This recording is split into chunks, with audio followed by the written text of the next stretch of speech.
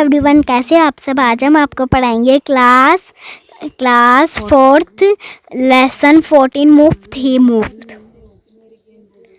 एक दिन भिखू भाई का नारियल खाने का हुआ। ताज़ा मुलायम कसा हुआ शक्कर के साथ उसके बारे में सोचते भिखू भाई अपने होठों को चटकारा। वाह, क्या मीठा मीठा मीठा सा स्वाद होगा। लेकिन एक छोटी सी समस्या थी। घर में तो एक भी नारियल नहीं था।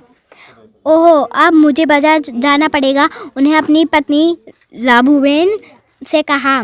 लाबूबेन अपने कंधे उठाकर बोली, खाना है तो जाना है। एक समस्या और थी। भूखी भाई ने कहा, पैसे खर्च करने पड़ेंगे। लाबूबेन ने बोला, हाँ, पैसे तो खर्च करने पड़ेंगे। अब तक हो तुम्हारे पता लग गया होगा कि भूखी भाई जरा कसूर थे। वे सीधे खेत में बूढ़े बरगद के नीचे जा कर बैठे गए और सोचने लगे, क्या करूं मैं क्या करूं।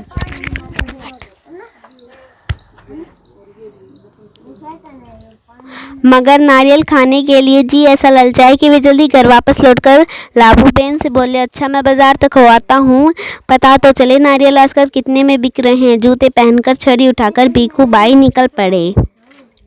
बाजार में लोग अपने अपने कामों में लगे थे। भिखू भाई ने उधर उधर देखा, उधर कुछ उठाया और दाम पूछा। देखते पूछते वे नारियल वाले के पास पहुंच गए। ए नारियल वाले, नारियल कितने में देंगे? भिखू भाई ने पूछा। नारियल वाले ने कहा, बस 2 रुपए में काका, बस 2 रुपए में। भिखू भाई ने आगे फैलाकर कहा, बहुत ज़्यादा है, 1 रुपए में दे दो। नारियल वाले ने कहा, ना जी ना, 2 रुपए सही दाम ले लो या छोड़ दो। ठीक है। भिखू भाई बैठ बढ़ाया। अच्छा तो बताओ, 1 रुपए में कहाँ मिलेगा? नारियल वाले ने कहा, यह थे थोड़ी दूर जो मंडी है वहाँ शायद मिल जाए।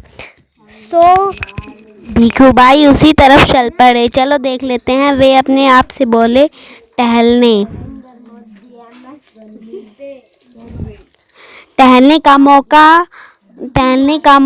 का एक मौका है और रुपये भर की बचत भी हो जाएगी। खुशी से गुड़गुड़ाते भिखू भाई ने छड़ी को जमीन पर थपथपाया। मंडी में कोलाहल फैला हुआ था। व्यापारियों की ऊंची ऊंची आवाजें गूंज रही थी। बाटा आलू,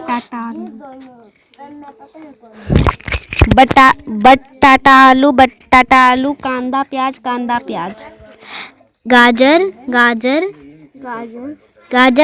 गाजर। माथे का पसीना पोंछकर भिखू भाई ने इधर उधर देखा। नारियल वाले को देखकर पूछा, अरे भाई, 1 नारियल कितने में दोगे? सिर्फ 1 रुपए का काका। नारियल वाले ने जवाब दिया, जो चाहो ले लो, जल्दी जाओ जल्दी। पूछे भाई। भिखू भाई ने कहा, यह कहाँ? मैं इतनी दूर से आया हूँ और तुम यह लो पकोड़े 50 पैसे। नारियल वाले ने झट भिखू भाई के हाथ से नारियल को छीन लिया और बोला, माफ करो काका, 1 रुपए या फिर कुछ नहीं, लेकिन भिखू भाई बोला ना भिखू भाई का निराश चेहरा देखकर बोला, बंदरगाह पर चले जाओ, हो सकता है वहाँ तुम्हें 50 पैसे में मिल जाए। भिखू भाई अपनी छड़ी से टेक कर सोचने लगे, आखिर 50 पैसे तो पूरे 50 पैसे हैं, वैसे भी मेरी टांगों में अभी भी दम है। पैरों को घसीटते हुए भिखू भाई चलने लगे। हर 2 कदम पर रुककर जेब में एक बड़ा सफ़ेद रुमाल निकालकर वे अपना पसीना पोंछते। सागर के किनारे एक नाव वाला बैठा था। उसके सामने 2-4 नारियल पड़े थे। अरे भाई, एक नारियल कितने में दोगे? भिखू भाई ने पूछा और कहा, ये तो काफ़ी अच्छे दिखते हैं काका, यहाँ कोई पूछने वाली बात है, केवल 50 पैसे, नाव वाले ने कहा।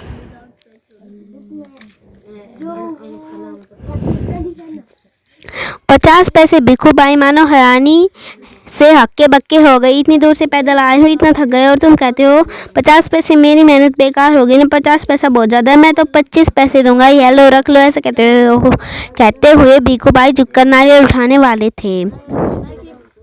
नाव वाले ने कहा, नीचे रख दो, मेरे साथ कोई सौदा वोदा नहीं चलेगा। थोड़ी देर बाद उसने भिखू भाई की ओर ध्यान से देखा और जरा ठंडे दिमाग से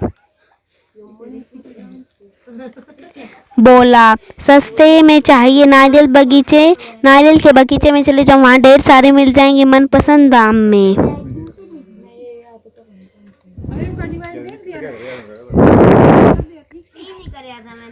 खुद पढ़ लेना, जल्दी बोल। भिखू भाई ने फिर अपने आप को समझ आया, इतनी दूर आया हूँ, अब बगीचे तक जाने में हर्ष की क्या है। सच बात तो यही थी कि वे काफ़ी थक चुके थे, मगर 25 पैसे बचाने के ख्याल से ही उन्हें फुर्ती आ गई। भिखू भाई ने सोचा, तोंगूंगा 2 गुना ज़्यादा चलना पड़ता, पर 4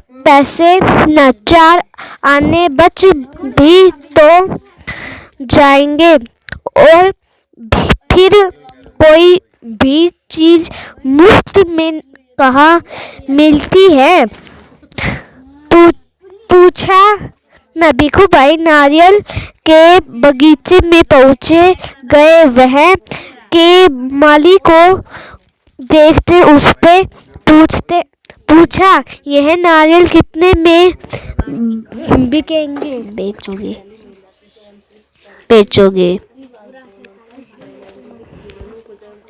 माली ने जवाब दिया, जो पसंद आए ले जाओ काका, बस 25 पैसे का एक। देखो कितने बड़े बड़े हैं। हे भगवान, 25 पैसे!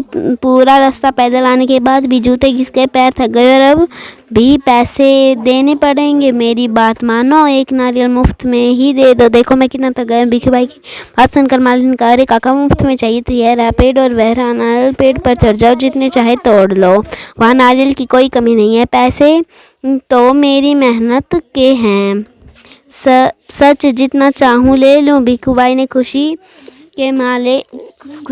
से फूले न समाये। मेरा यहाँ तक आना बेकार नहीं गया। उन्होंने जल्दी जल्दी पेड़ पर चढ़ना शुरू कर दिया।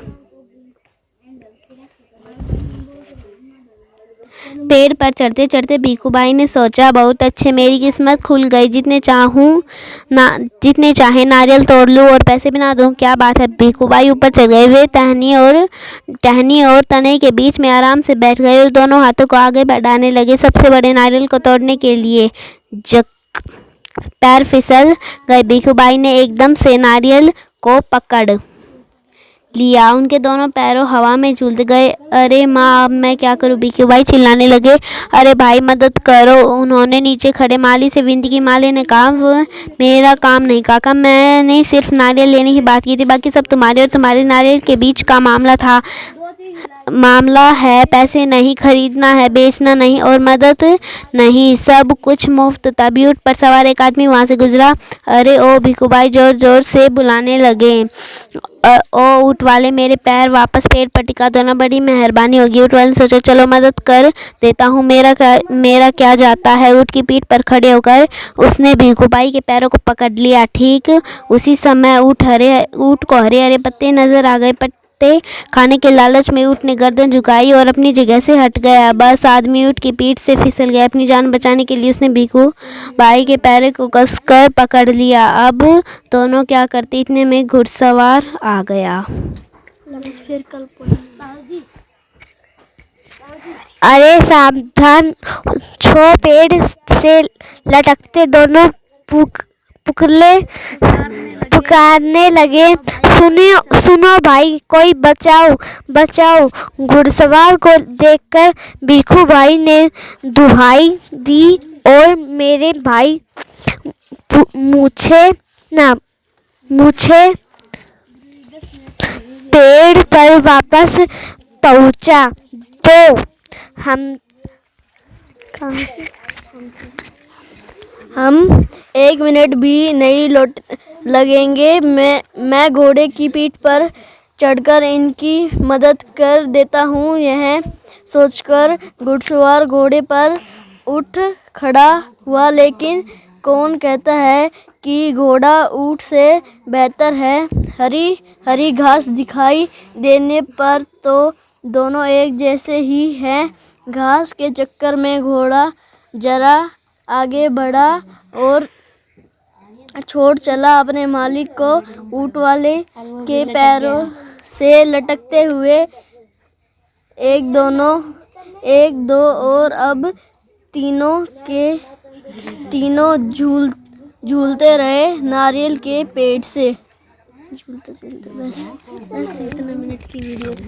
काका कस के पकड़े रहना। हाँ, घुड़सवार ने पसीना होते हुए कहा। जब तक कोई बचाने वाला नहीं, कहीं छोड़ न देना, मैं आपको 100 रुपये दूंगा। काका अब ऊँट वाले की बारी थी। मैं आपको 200 रुपये दूंगा, लेकिन नारियल को छोड़ना नहीं। 100 और 200, बाप रे, 300 रुपये। भिखू भाई का सिर चक्कर आ गया। इतना सारा पैसा।